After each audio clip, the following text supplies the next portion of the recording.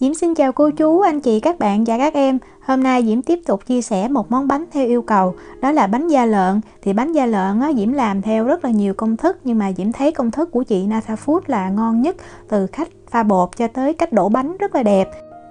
Dựa theo công thức của chị Natha Food á, thì Diễm cũng có điều chỉnh lại sao cho nó phù hợp với lại những cái nguyên liệu mà Diễm có.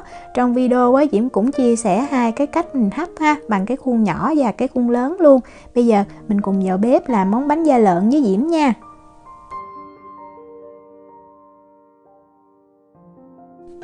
Đầu tiên á, mình sẽ đi nấu đậu xanh. Thì Diễm có 100g đậu xanh mình vo rửa sạch ha, và mình cho vô 300ml nước. Tiếp theo mình sẽ cho vô 1/5 muỗng cà phê muối. Bật bếp lên á, mình nấu cho đậu xanh nó sôi. Khi mà nó sôi thì mình sẽ hạ xuống cái lửa trung bình và mình hớt bọt cho sạch. Sau khi hớt bọt sạch á, thì mình cứ để cho đậu nó sôi lăn tăn á, tới khi nào mà mình thấy cái nước á, nó còn xăm xắp mặt đậu á, thì mình hạ xuống lửa nhỏ và mình nấu trong vòng 20 phút á, thì cái đậu xanh mình chín. Đậu mà nấu như vậy thì có thể cái lượng hút nước của nó sẽ chênh lệch, vì vậy mà khi mình pha bột màu vàng á, thì mình sẽ cân, sau đó mình thêm cái nước để mình điều chỉnh cho phù hợp.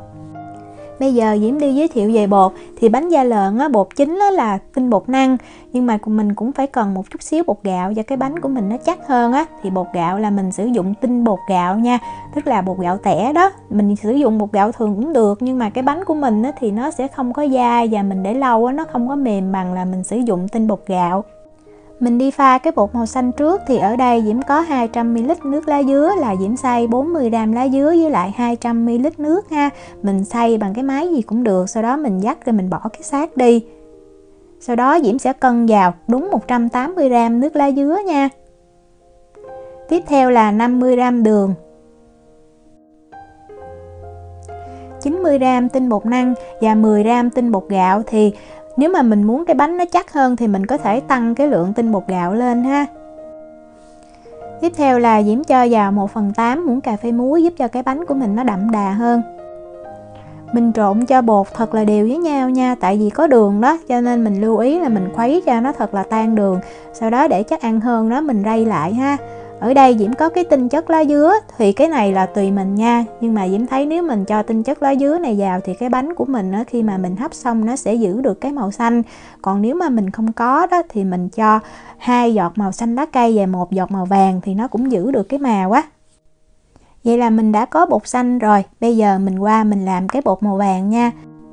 Đậu xanh sau khi mà nấu chín rồi á, thì mình trộn nó lên và mình để cho nó nguội tí xíu, tại mình nóng quá thì mình cho bột vào nó chín bột ha. Đây là lon nước cốt dừa mà Diễm dùng. Thì Diễm dùng là coconut milk ha, chứ không phải coconut cream, tại vì cái cream á, thì nó đặc lắm, là mình làm á, thì làm cho cái bánh của mình nó đậm quá, nó không có ngon. Thì cái hộp nước cốt dừa bên đây nhiều khi nó hay bị đóng lại á, thì mình nên dùng muỗng ha, mình khuấy lên cho đều, tại vì mình sẽ chia cái này ra làm đôi. Một phần mình cho vô trong bột vàng là 200ml ha, còn một phần còn lại thì mình sẽ cho vô bột trắng. Diễm sẽ cân vô đây 100g đường cát. Và mình mang cái hỗn hợp này đi mình xay nhuyễn nha, mình cho vô trong máy sinh tố xay cũng được, còn Diễm cho vô cái máy xay cầm tay này. Sau khi xay nhuyễn rồi thì Diễm sẽ cân vô 50g tinh bột năng. Và ở đây Diễm có cái màu thực phẩm màu vàng, thì mình cho vào để lúc mà cái bánh chín thì cái màu nó dễ phân biệt hơn với cái lớp bột màu trắng. Cái này là tùy mình thích nha. Diễm sẽ cho vào 1/3 muỗng cà phê màu vàng. Sau đó mình khuấy bột lên cho thật là đều ha. Và mình cũng dùng cái rây đó, mình rây lại để tránh bột nó bị lợn cợn. Và phần đậu xanh mình xay chưa nhuyễn á, mình cũng tán nó ra luôn. Sau đó Diễm sẽ mang cái hỗn hợp này đi cân. Thì cái hỗn hợp mà khi hoàn thành nó Diễm thấy 600g tổng cộng thì nó rất là ngon. Vì vậy Diễm thêm vô 2 muỗng canh nước cho nó vừa đủ ha. Cho nước vào thì mình trộn lên cho đều. Cái bột này lúc mà mình múc lên á, mình thấy nó chảy xuống chứ nó không có đặc ha. Đặc quá thì Diễm thấy cái bánh hấp xong nó không có ngon.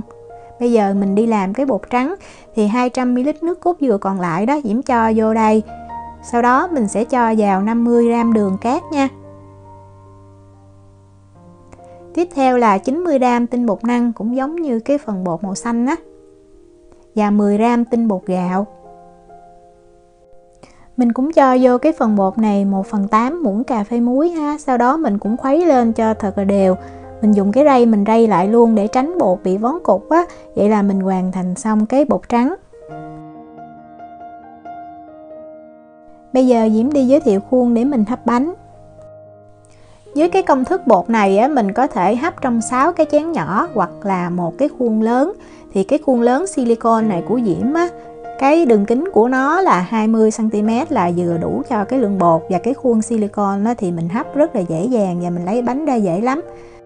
Nếu hấp trong chén nhỏ thì mình cần 6 cái, và cái đường kính của cái chén này là 8 cm. Cái chén nhỏ này thì mình phải thoa dầu lên cho mình lấy ra cho dễ dàng ha. Còn cái khuôn silicone thì mình không cần. Mình chỉ cần thoa một lớp dầu thật là mỏng lên cái chén là được nha. Về phần nước thể hấp bánh thì mình nên chế nhiều nước ha. Đặt cái xửng hấp lên thì mình chỉnh cái xửng hấp cho ngay ngắn để cái bánh của mình khi hấp ra thì nó sẽ đều, nó đẹp. Về lượng nước thì Diễm có lưu ý, tại vì mình hấp bánh trong thời gian lâu nên thường Diễm hấp được phân nửa bánh thì Diễm châm thêm nước vào ha. Khi mà nước sôi thì mình sẽ cho khuôn vào. Mình cũng không có cần làm nóng khuôn trước ha.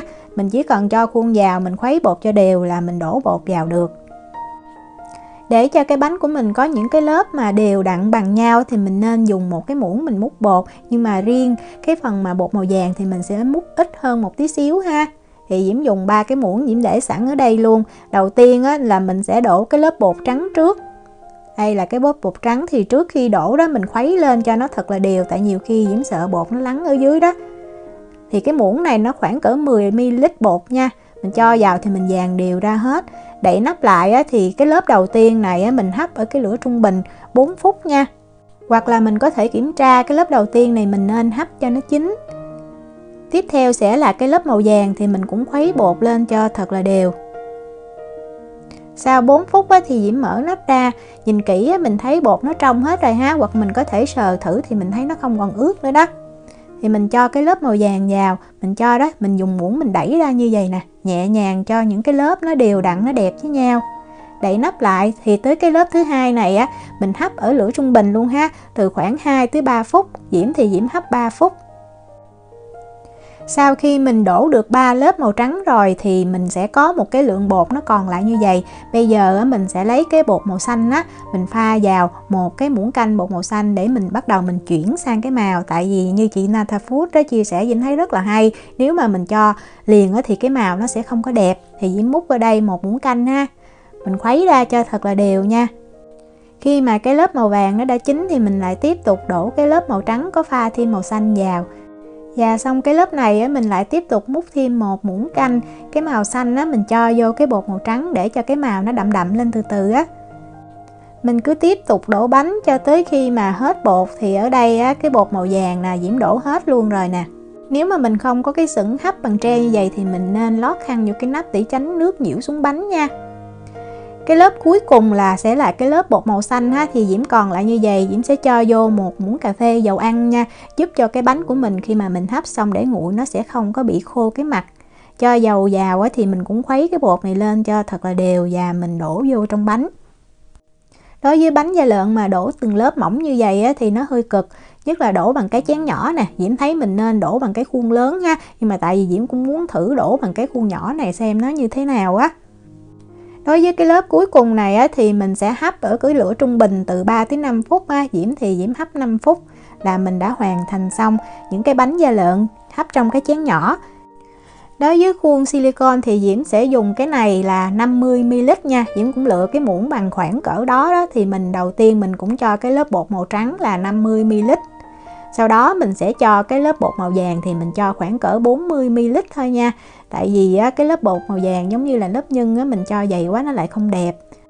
Mình tiếp tục mình hấp như là cái cách hấp với những cái bánh nhỏ nha. Mình cho bột vào thì mình có thể dùng cái muỗng nhỏ để mình tán bột ra như vậy rất là dễ. Bánh sau khi hấp xong thì mình phải để cho thật là nguội. Tại vì đối với công thức bột này mình để lâu cái bánh nó vẫn mềm. Vì vậy mà khi vừa hấp xong thì nó sẽ rất là nhão. Mình nên để bánh nguội hoàn toàn từ 6 tới 8 tiếng thì sẽ rất là ngon. Bánh này Diễm đã để được 8 tiếng rồi nè. Mình mở ra thì nhờ có cái lớp dầu cuối cùng mình thấy cái mặt bánh của mình nó không có bị khô. Để lấy bánh ra thì Diễm có thoa tí xíu dầu lên dao và mình khựi nhẹ ở trên trước, sau đó mình luồn dao xuống dưới đó, rồi mình nhẹ nhàng mình đẩy ra. Thì đối với cái khuôn này thì nó sẽ hơi bị xấu ở ngay chỗ cái phần mình khựi bánh ra.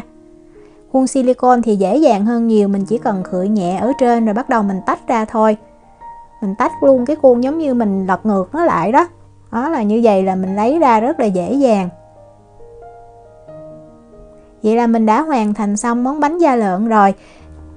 Với cái bánh da lợn nhỏ này thì Diễm làm để chia sẻ tí xíu kinh nghiệm của Diễm là mình nhìn ở trên nó rất là mềm ha, nhưng mà ở dưới nó bị cứng là tại vì hai cái cách pha đường khác nhau. Theo công thức của chị Nata Food thì dùng đường thốt nốt Diễm thấy ngon lắm, mà đường thốt nốt bên Diễm nó cứng nên Diễm có cho vô nước cốt dừa Diễm hâm nóng cho nó tan, thì kết quả là cái bánh mình hấp ra nó bị cứng. Làm cho cái đợt bánh đó Diễm cỡ bánh ra khỏi khuôn thì nó bị bể hết, tại vì nó bị cứng, nó không có cái độ dai. Vì vậy mình nên lưu ý nha. Còn đây là cái bánh mà Diễm hấp bằng khuôn silicone đó, thì Diễm làm y như là công thức mà Diễm đã quay lại đó. Tức là mình sẽ không đun nóng cái nước cốt dừa mà mình cho thẳng đường vào nước cốt dừa luôn. Thì cái bánh của mình nó vừa mềm, nó có cái độ dai, và khi mà mình để cho nó nguội hẳn thì nó ăn nó chắc ngon lắm.